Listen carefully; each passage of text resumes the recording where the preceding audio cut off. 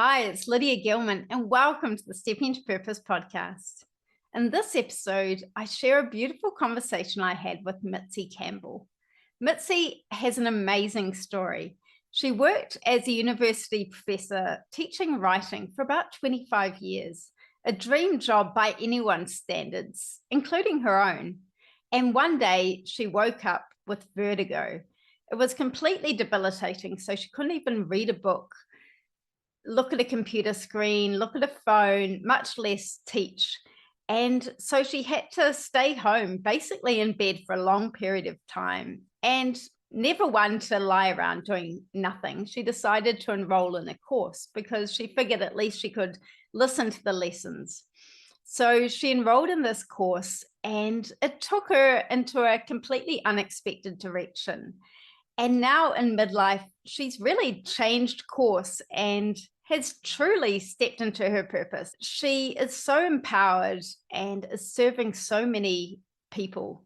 She has a podcast called Blessons, which is the blessings and lessons of life. Learning all those experiences and bringing them into your present to really help you live your fullest potential. And she has this weekly podcast which goes deep into people's life stories. It's so incredible to listen as people go deep into their own life stories and what they've learned along the way. It's a real gift. So check out Blessons. It's on all the major podcast platforms, and enjoy this conversation with Mitzi. I hope you benefit as much from it as I did. Hi, Mitzi. Welcome to the Stepping to Purpose podcast. I'm so excited to have you here, and I've been wanting to have you on for so long. We've been in each other's lives since the beginning of this podcast journey. So, yeah, it's lovely to have you here. And thank you. Thank you for having me. I love talking to you, and I love the idea that you're on the other side of the world from me, and we can connect like this. Like, that's such a beautiful thing for me. I know, it's amazing. It must be nighttime for you. It is. Yeah, you've got a beautiful podcast called Blessons, which is the blessings and lessons of life. And I love listening to it and really diving deep into people's journeys, and sometimes just normal people who've had extraordinary lives and circumstances. So tell us a little bit about your experience with the podcast, because it's so good. I think doing this podcast has expanded my life in a way that I never even believed could happen. Wow. I'm meeting people from all over the world, so that's expanding my worldview quite a bit. But I'm also connecting with people that are really aligned with me, because when you are only connecting with people in your geographic area, you're not really able to achieve that level of alignment with that many people. So when you expand your world, and which I've done through the podcast, it just puts you in touch with more people like you. And that's the whole premise of my podcast, really, was to allow people to kind of see themselves in the stories of others. And ironically, that's what's happening to me. I relate to that so much, because I've been really feeling the same too lately, like sort of growing up feeling like I'm quite different from other people and things. And then suddenly, as I've gone to this stage, I'm like, there's so many people like me. Actually, I'm not that different at all. And really realizing that. And I think that's right. It's a geographical container which we're limited to growing up. I love that. That's right. Yeah. Because the more people you meet, the more people will say exactly that they felt kind of like a loner, or they felt odd growing up. Yes. And I think for so many of us, once you begin to connect with people who will say the same thing, that when they were growing up, they felt like they were a bit alone, or they felt a bit odd or weird in some way. And I think that's very true for people who kind of think out of the box, or are highly sensitive, or very empathic, that you do kind of feel like you're on your own path.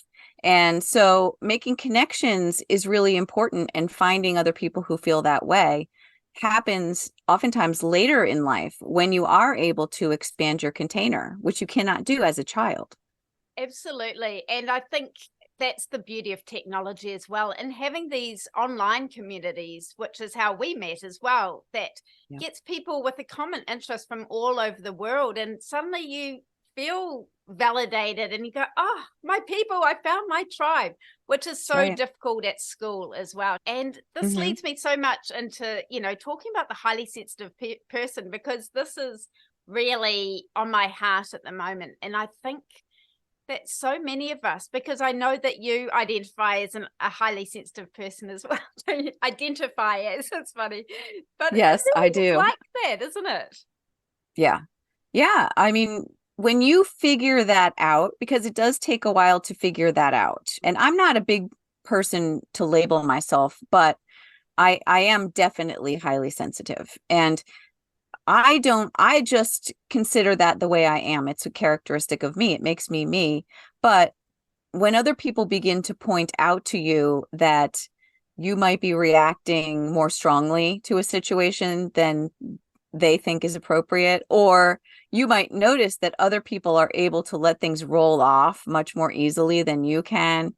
But there are so many people who talk about this now, and they write about it on their social media, that they'll think about things at night, they'll ruminate on things, they can't let things go easily. So I think it's something that people experience a lot more than we think.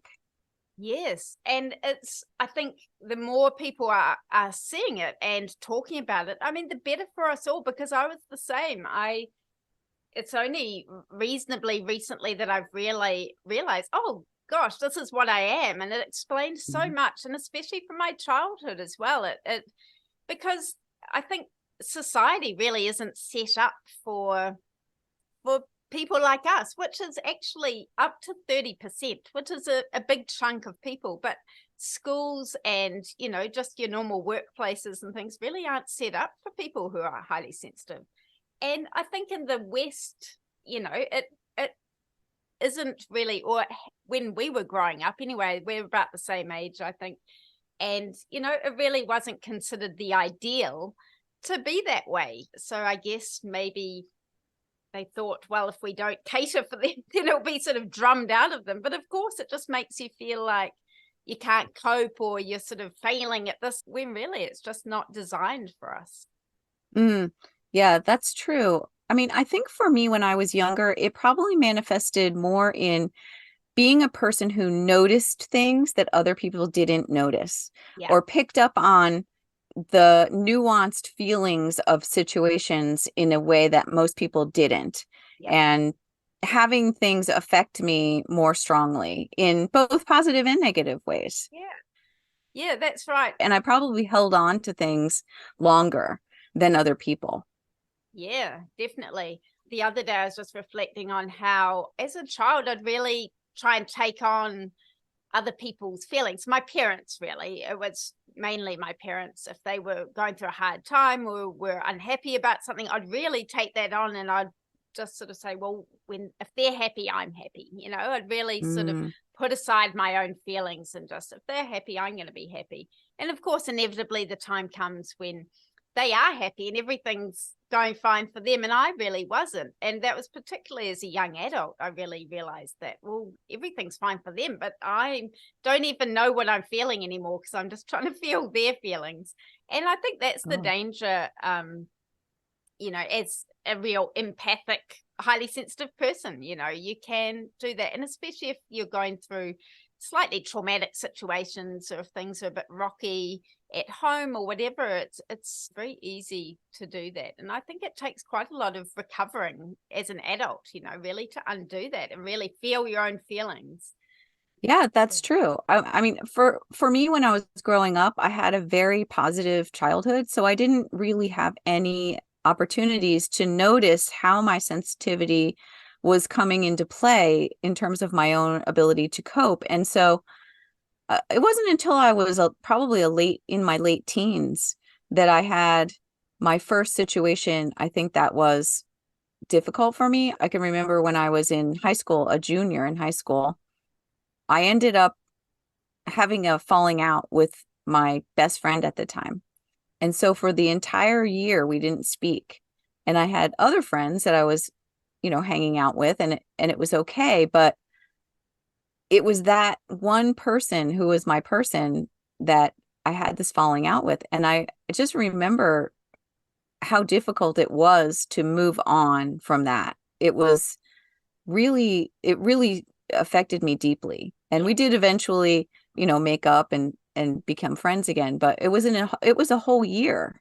And I just remember kind of having that feeling in my stomach the whole time. That's tough, and especially at that age, and when your friends are so important to you as well, and it's that one person. Yeah, I can imagine that's really difficult. And it just adds that dimension to your daily life, doesn't it? Where it's just sort of harder to cope. Yeah, because I think the highly sensitive people tend to get those somatic reactions too very easily. You might get the stomach ache that stays with you, the headache that stays with you, the feelings of discomfort somewhere in your body that you may think that you have moved on successfully from a situation, but those physical symptoms hang on, especially in the highly sensitive person. And so you might not even associate it with the event that originally affected you emotionally until, later, if you have to really noodle through it and figure it out. But I find that happens to me where I'll end up with some somatic signals that stay with me longer, even than my awareness of the situation. Isn't that interesting? I mean, the body is so wise, isn't it? And our mind can move so quick, and we think, oh, we've moved on, but it's still there and it's affecting our body. And that's, the whole premise of disease, isn't it? Dis-ease. Yes, it is. Yep. Yeah, because I think society tells us we need to move on from things. Society tells us we need to let things go. They tell us, thicken your skin, toughen up, just move on, let it go. But when you try to do that too quickly or without dealing with this situation in a way that works for you, because that's different for everyone. And so I think for the highly sensitive person, it might take longer to work through something in your mind. And if you try to move on without doing that, your body's going to hold on to it. Even if you think your mind has moved ahead, it's not gone. Yeah. And it's so interesting. What would you say? What are some tools which you might use to sort of help with that? Do you have some particular tools which you use? Yeah, well, I do a lot of things to calm my central nervous system when I notice those feelings in my body until I can figure out why I am feeling that way or why my body is feeling those sensations. I love to go outside and walk on the ground on my bare feet and do grounding. There's so much research on how that reduces inflammation and calms the central nervous system. That's a big one for me. I also love to do some qigong exercises, I don't know a lot about it, but I have a few exercises that I'll do to calm. You can even jump up and down to calm your central nervous system. Like a lot of people do it on a trampoline, but you can jump up and down just on your feet to shake it out. That's another one you can do. So you kind of have to work with the body. Of course, meditation is another huge one for me. I'll put on binaural beats, like some different solfeggio frequencies, which are different frequencies that have an effect on your body in different ways. And so I'll do that. Yeah, I have a lot of techniques that I use to calm. Yeah, it's good to hear all the different things people do use. That's interesting, actually, the jumping up and down. I would sometimes find if I can't sleep, I'll get sort of itchy and sort of restless and stuff. And I'll just sort of have to get up and sort of shake myself. And it'll just come naturally. I'm just sort of trying to shake myself out. And that actually does help. And that's probably why. Yeah, it does work. My acupuncturist told me about that. And she's into Eastern medicine. So, yeah. Interesting. Yeah, it's funny how sometimes these things just come to you. I find for myself, like just doing yoga, I only do like a practice which is like 20 minutes or so, but I do it every day or 6 days a week, let's say. And I think that just really grounds me with a little bit of meditation, and that really sets me up. Often I don't have to, counter the problem because it sort of sets me up and I'm sort of grounded, I suppose. But I mean, triggering things happen, and it's really good to know different techniques. And yeah, I think I agree, walking and that barefoot walking. Yep. It's funny. I live in Australia at the moment, and I don't think I'd dare to do barefoot walking here because there's so many creepy Bugs. crawlies and snakes and all sorts of things. I used to do it. I lived for 9 months in India, actually, and they had this beautiful big, where I was living, they had this beautiful big field, and I'd walk on there at night, actually, in the evening on my bare feet, and it was beautiful. When I told my mother about it, she was a bit horrified, going, "Oh God, what could you be picking up with bare feet in India?" That's so funny. I think that feels great. I love doing that. I mean, I also do yoga as well, but anything you can do that your body is sort of naturally telling you to do is a good thing. Yeah, I think our body because does. the body does know. It does. Yeah, it really does. It's interesting because I was thinking about having these boundaries of how we're feeling. It's so important. And it came up for me because I felt like I was sort of stepping into the same patterns again with my own family now, with children and husband and things, and seeing similar patterns. And when they were going through struggles, just really having to stay in my own lane and realize, okay, it's their journey. Your kids come into this world with their own path, their own journey, their own struggles, which they need, which might not be similar to your own path, and really just to stay in our own lane. So it's something which seems to keep coming up for me, and just to really remind me of that. Yeah, that is interesting. Yeah, very interesting as a parent to think about that, because I think if we're talking about being empathic and highly sensitive as a parent, that comes into play very strongly with your kids, because your kids may not be that way. But I'm always feeling for them.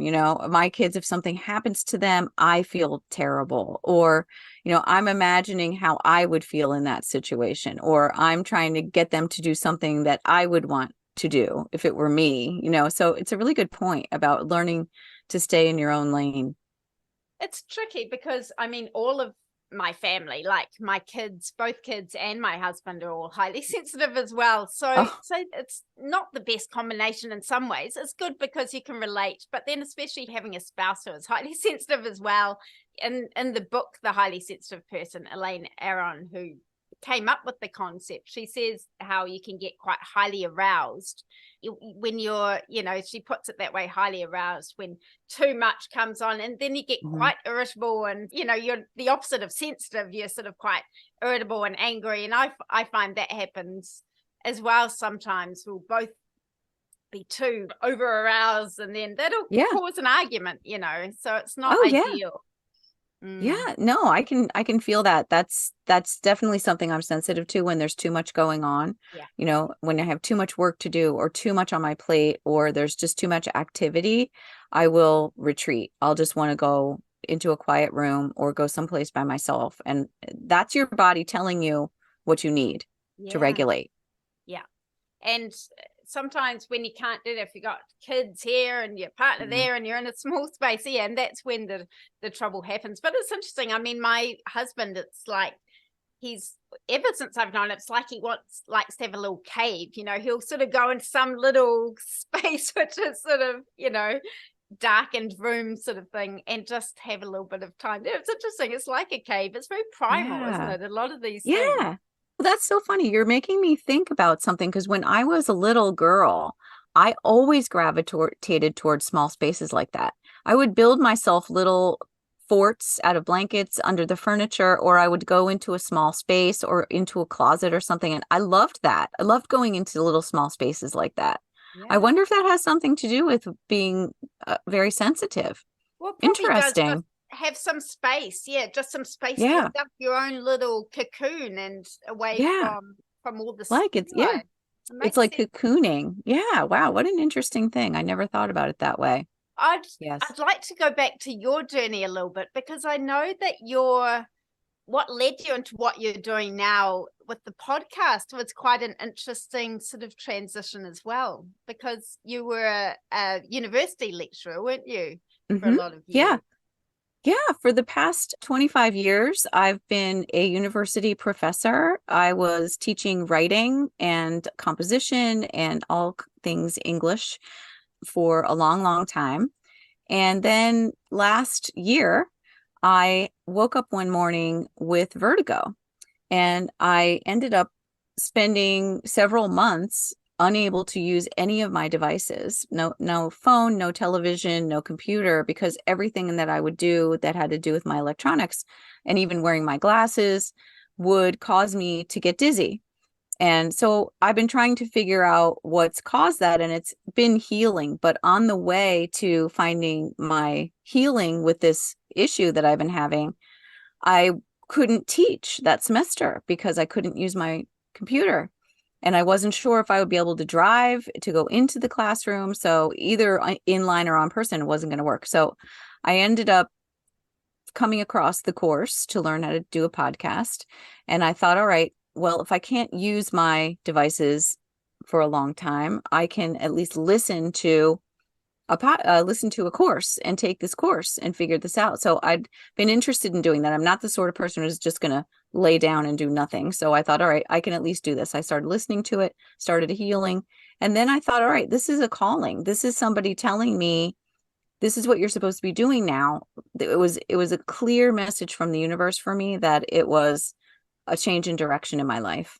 And so I started the podcast and decided to continue to take a break from the classroom so that I could move into the bigger school of life, because I think that's where I'm supposed to be, to reach more people. Isn't it amazing how the universe will just, and especially that vertigo, just waking up one day, no devices. I was completely cut off. And I actually spent quite a bit of that time where I literally couldn't do anything. It was very upsetting, very difficult for me. Yeah. But at the same time, I'm grateful for it, because it was the universe saying to me, stop what you're doing. We're putting you on a different path. Yeah. Were you quite content with what you were doing with the teaching and everything?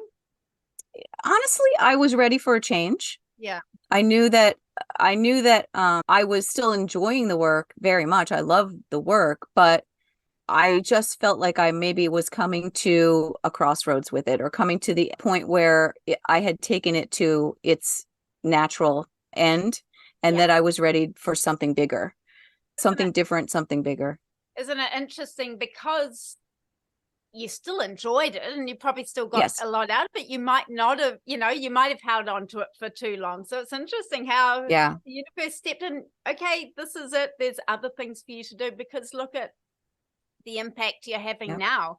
And I mean, that's a pretty impactful job as well, being a university professor and impacting people, especially with writing. I love that. Mm-hmm. But yeah, there's a different direction. And this feels like the time that so many of us, especially women in midlife, are stepping up. And it's sort of like we're harnessing all the learnings and everything so far and putting it into the now, because I think this is the time when people really need this light and this direction, because the world's changing at a rapid pace, and we're going in a new direction. So we're kind of the forerunners of that, I think. Yeah, that's a really good point. I feel that very strongly, and I was feeling that at the time when the shift happened to me for since COVID, really. And I think a lot of people felt that way, that it was a massive change, and it was worldwide. And I was very affected, because I'm so sensitive, by the disconnection and the separation and the division and the fear.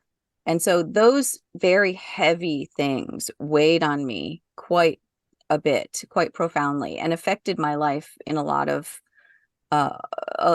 ways. And so I think that when I got that vertigo that morning, it was just like everything, a whole perfect storm of things, of a lot of things in my life, just all coming to a head and saying, all right, make a change. Like, this is a new world, and so you've got to change what you're doing so that you can help others to navigate all this, and to continue to learn their lessons, and continue to find light in the world when there is so much darkness, and to connect to one another again when we need to come back together and see one another a little bit more than we had been.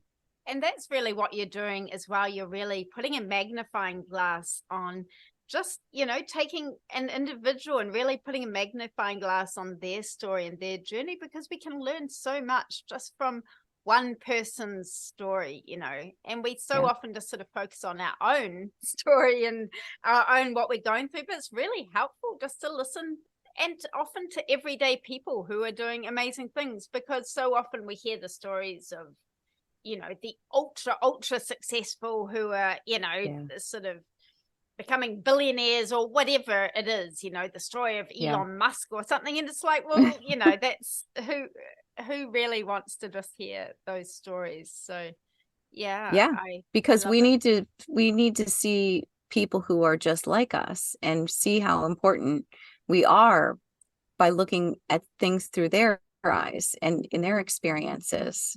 So I hope that's what I'm able to do, is to shine a light on that, because everyone's story is so important. It always reminds me of that movie, It's a Wonderful Life. And when you look at one single life and the impact that it has on the world, it's profound. Like, your life has such an effect on the world in ways that you just cannot even fathom. You might have offered advice to someone that saved them from a terrible situation. You might have smiled at somebody who was really feeling down, and you might have brightened their whole day. Like, you know, just things like this that you don't even know the impact you're making.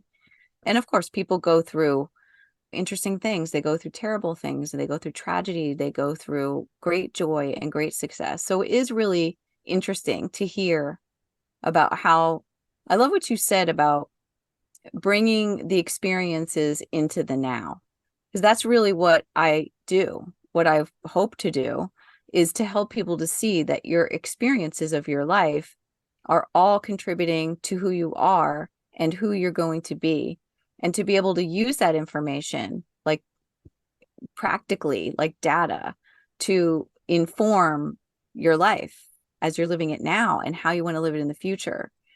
You know, that's so important. It's very important to look at that and not to push it down or you know, push it away, but to bring it with you into the now.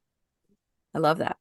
Because if you look at your life and if it's had its ups and downs, you wouldn't actually change anything, would you? You'd never go back and change anything. And I don't think even people who've been through the most awful trauma would, because it's all growth, and it all leads you to who you are and the understanding you have. And I think it's so good to get to that place and beyond that victim mentality. And often it does take this sort of age, you know.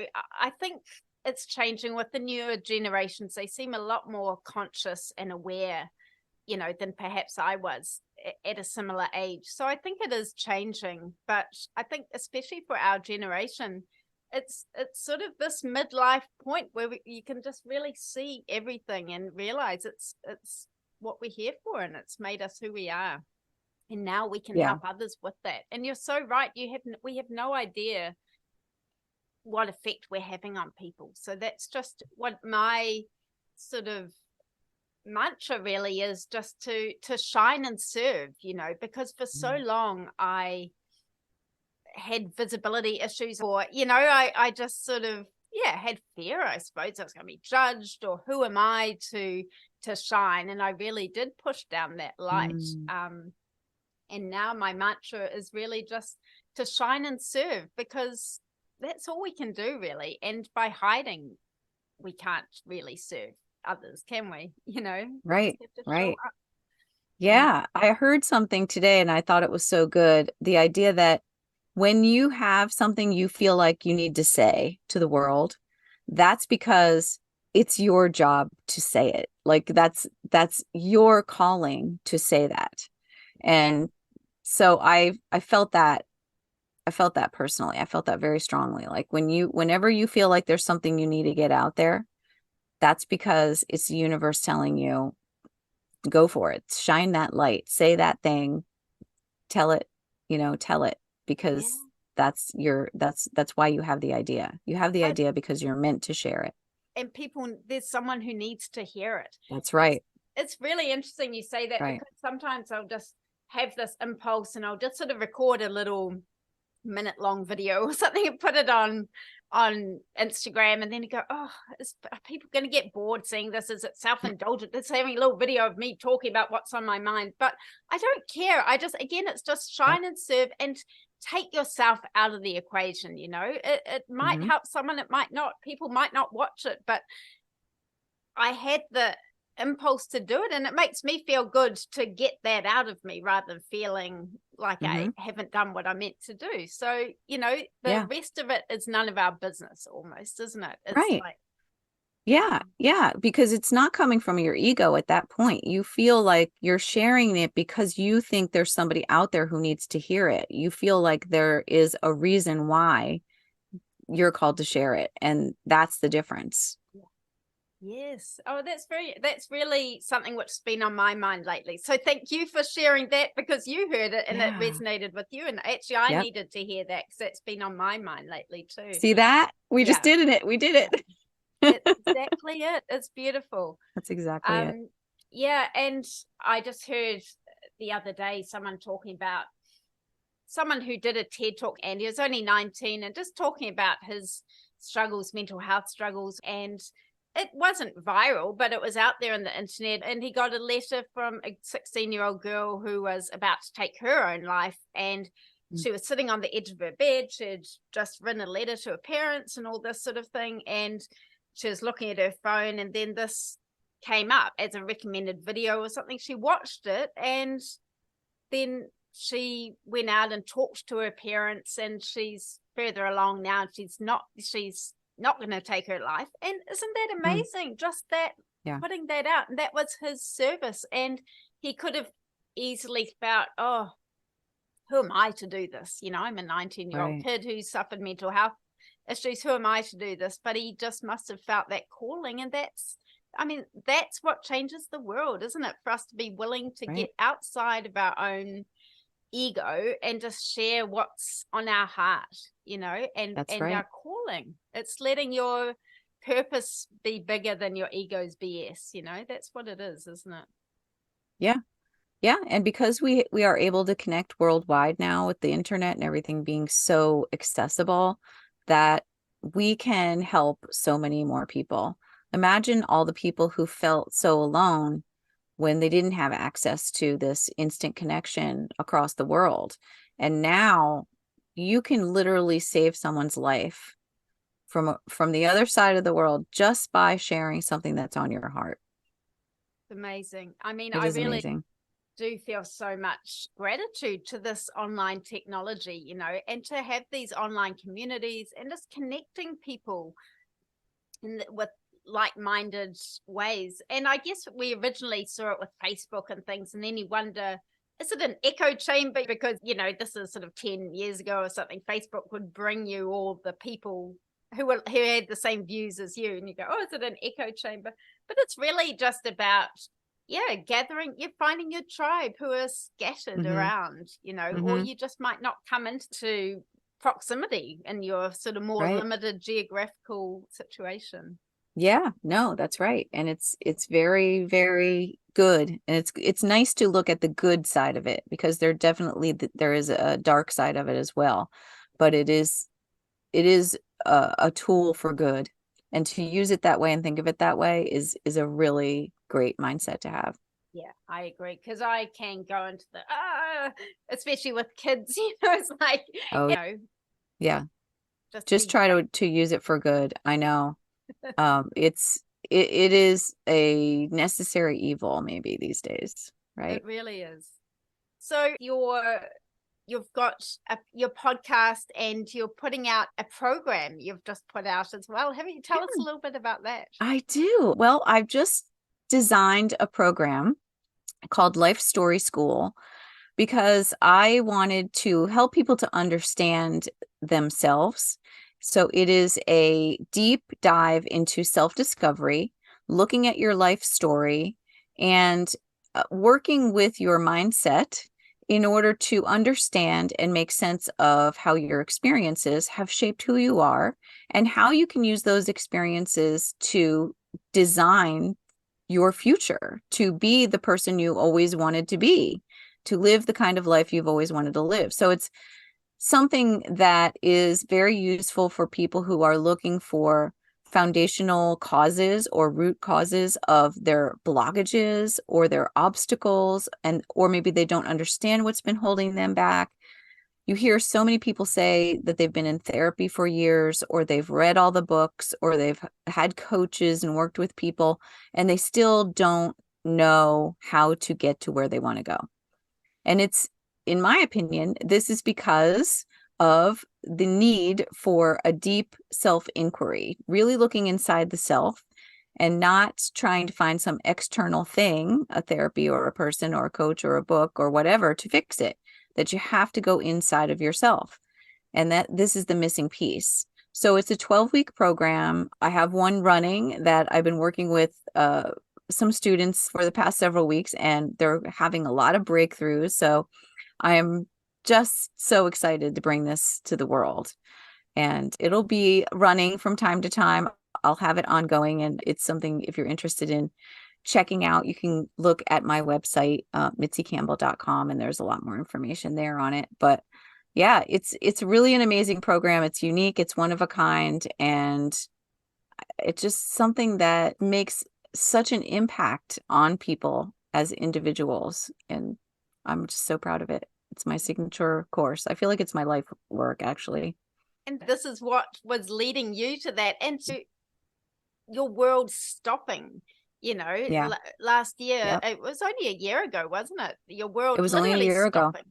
Yeah. Yeah. And look, Yeah. within a year, look what you've done. It's amazing, because you're willing and you're ready to take action as well, Yeah. But sometimes it's just that little bit of self-effort, but the grace steps in and can accelerate you, be the wind behind your wings, really, and push you forward. Yes.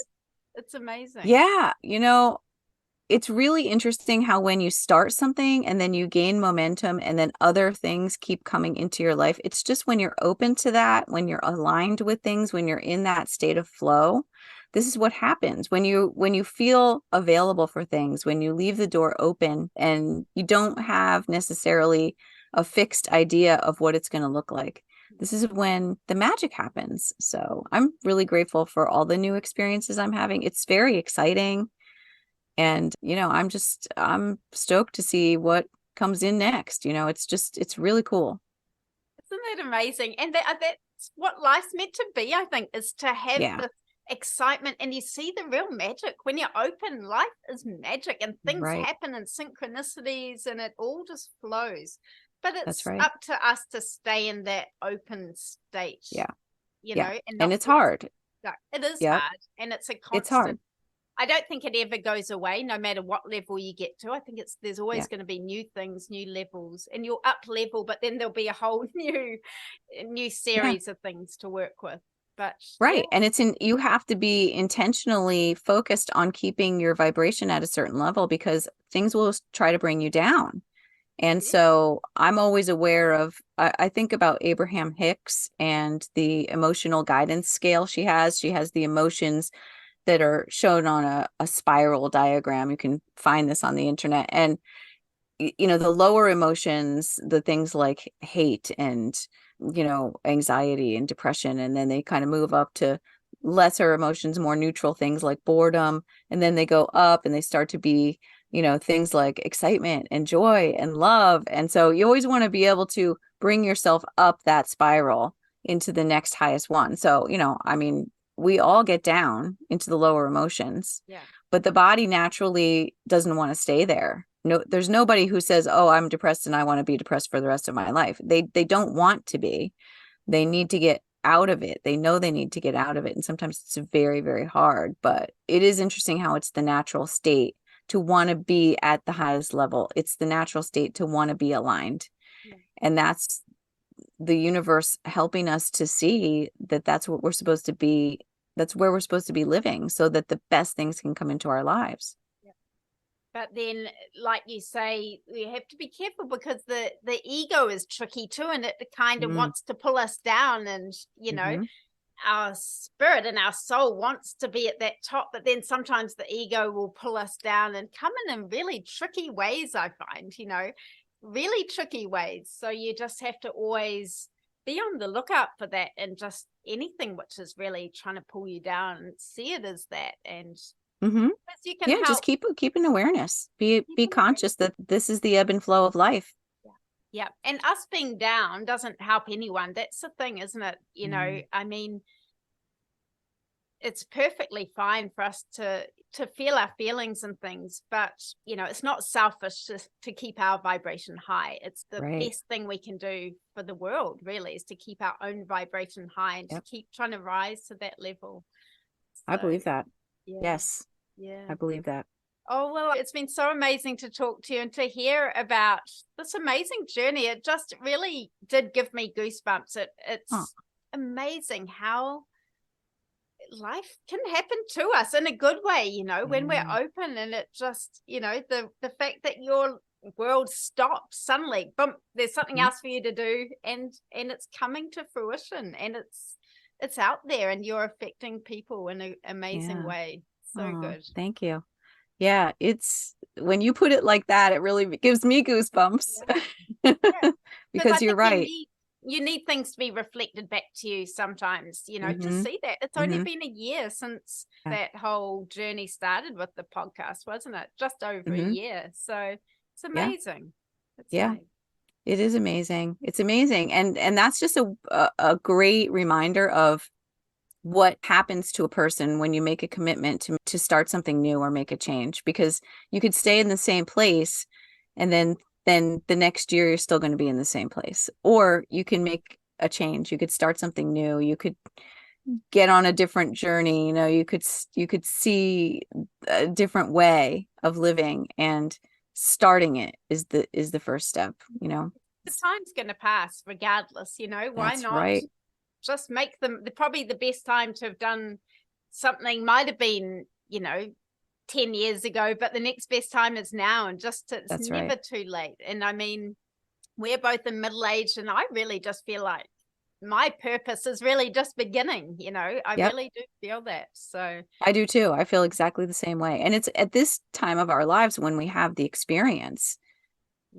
This is the time. We're like the mothers of society. We're the stewards of this nurturing, this facilitating of something good, something big, something that is going to cause expansion in the universe and uplifting, you know, enhancement, all that stuff, because we know we've got the mother's energy. We know.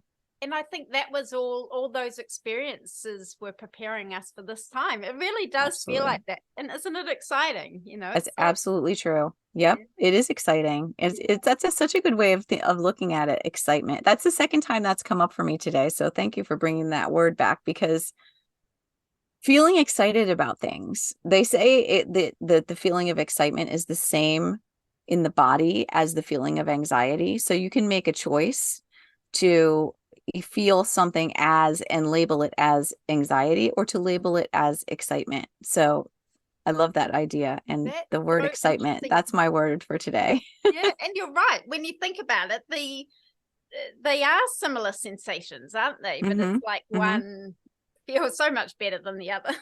Right. If you reframe it as a positive and see it as excitement, you know. Because everything's just energy at the end of the day, isn't it? You know. That's right. Yeah. That's right. So tell us, Blessons is available on all the major podcast providers. Yes. Yep. You can find the Blessons podcast on any of the major platforms, wherever you get your podcasts: Apple, Spotify, Amazon, Pandora, Google Play. It's on everything. And even YouTube. And so the Blessons podcast, I would love for you to listen to some of the life stories that I've shared. There are some amazing, very, very impactful stories on there. And so I'm really proud of it. It's like my baby.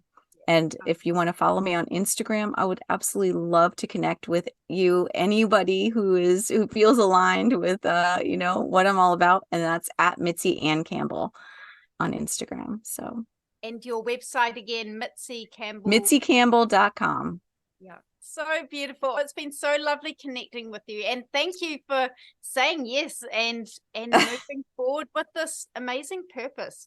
Because I think many people don't, you know, and And that's the greatest sadness for everyone, for the world, and especially for them, So thank you for saying yes and moving forward and shining in this world. It's so amazing. Well, thank you. Hopefully I inspire people to say yes to something without having something happen that's negative, that has to sort of push you purposely in a different direction.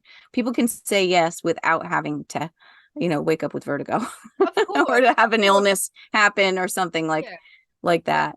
But it just depends on the person, I think, too, and the nice thing is you weren't disillusioned with your job or anything. You were still content, but this is the way it had to happen. It's different for everyone, isn't it? But it can happen anyway, I suppose. It can happen anyway, and that's true. And that's true. To be open to that. Yep, just be open to it. And if something happens that you think is a challenge, it's probably going to turn out to be a good thing in the end. Yeah, so true. Thank you so much for sharing your light. And we'll see you soon. Thank you, Lydia. So great to talk to you. Bye. Thank you so much for being here. If that episode resonated with you, please consider sharing it with a friend who might also benefit. And follow Mitzi on Mitzi Campbell on Instagram, and listen to her podcast, Blessons. It's so good, and it's on all the major podcast platforms and YouTube as well. So thank you so much for being here. We'll see you next time.